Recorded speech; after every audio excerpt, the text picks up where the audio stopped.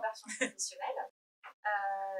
Nous allons commencer par apprendre à te connaître un petit peu. Donc, est-ce que tu peux te présenter et nous raconter ton parcours avant la formation?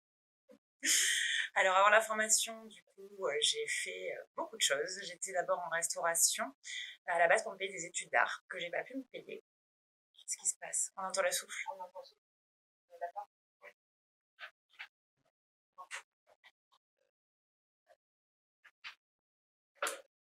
Bien. Bien, ouais, t'es bien comme il En faut. plus, c'est vraiment au-dessus, quoi. Donc on recommence. On recommence. Oui, ça. Donc, tout d'abord, merci d'avoir accepté notre invitation, de partager ton expérience sur ton parcours de reconversion. On va tout d'abord apprendre un peu à te connaître. Est-ce que tu peux te présenter et nous raconter ton parcours professionnel avant la formation? Oui, alors du coup, avant la formation, donc j'ai commencé par travailler en restauration à la base pour me payer des études d'art et je n'ai finalement pas pu les financer. Donc je suis restée en restauration un petit moment. Ensuite, j'ai trouvé un poste d'agent commercial dans l'immobilier. Puisque c'était non salarié, j'étais formée sur place par le patron à l'époque, qui m'a finalement après embauchée en tant qu'assistante commerciale. Et quand il y a eu un changement de direction, je me suis dit que c'était le moment peut-être de me reconvertir et de repartir à ce que je voulais faire à l'origine, c'est-à-dire travailler plutôt dans le graphisme et trouver la formation donc, de designer web à IFPA. D'accord. Comment tu as connu IFPA? Justement, en recherchant sur Internet donc une formation de designer web, ça a été un des premiers sites, voire le premier site qui est sorti. Et du coup, j'ai appelé et j'ai eu Coralie. D'accord. Comment s'est passé ton parcours, effectivement, pour tout ce qui est financement de formation? Alors là, c'était un petit peu la guerre.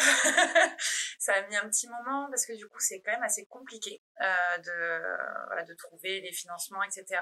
Tout est assez flou. Alors Coralie m'a beaucoup aidée à l'IFPA, justement, elle m'a donné des axes.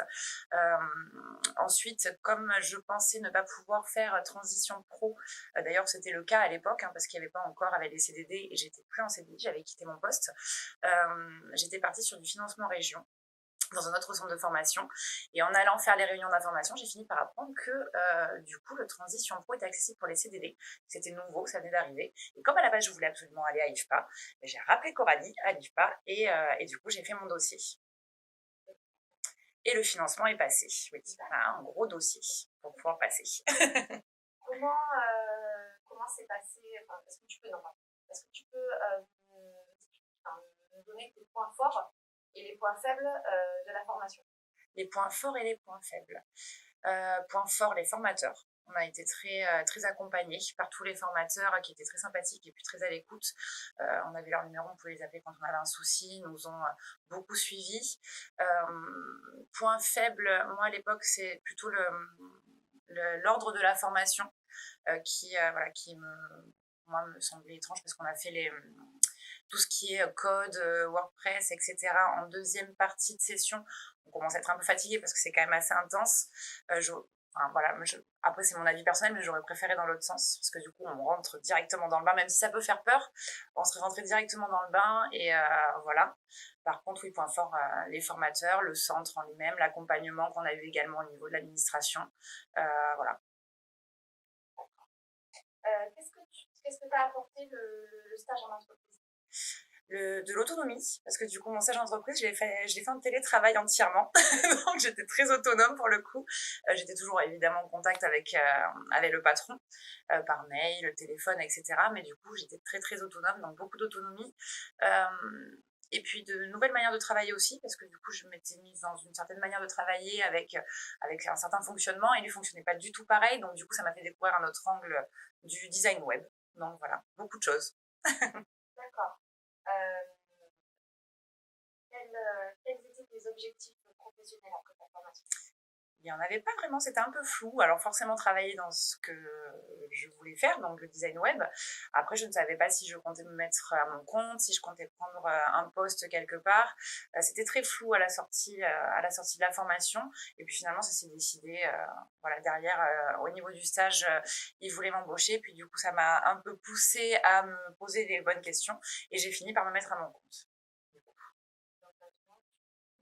Je suis à mon compte. À ton compte, comment ça s'appelle ton entreprise? MC Design. MC Design. Voilà. D'accord. Donc, est-ce que pour toi, ta reconversion est réussie? Oui, elle a réussi parce que du coup, même en étant à mon compte, je pensais au départ, je réfléchissais à le faire parce que j'avais peur de manquer de base solide, parce que la formation quand même est courte, puisque c'est 6 mois pour normalement un bac plus 2. J'avais peur de manquer de base solide et en fin de compte, on se rend compte très vite qu'on a quand même de bonnes bases en sortant et qu'après, on apprend toujours en faisant des veilles, etc. On apprend de nouvelles choses. Il y a beaucoup en plus de groupes d'entraide qui existent sur les réseaux. Donc du coup, en fait, j'avais les bases nécessaires pour pouvoir me mettre à mon compte sans problème. Donc oui. Eh ben, félicitations pour ton parcours. Merci. Et à très bientôt, peut-être pour ton entreprise. D'accord, merci beaucoup.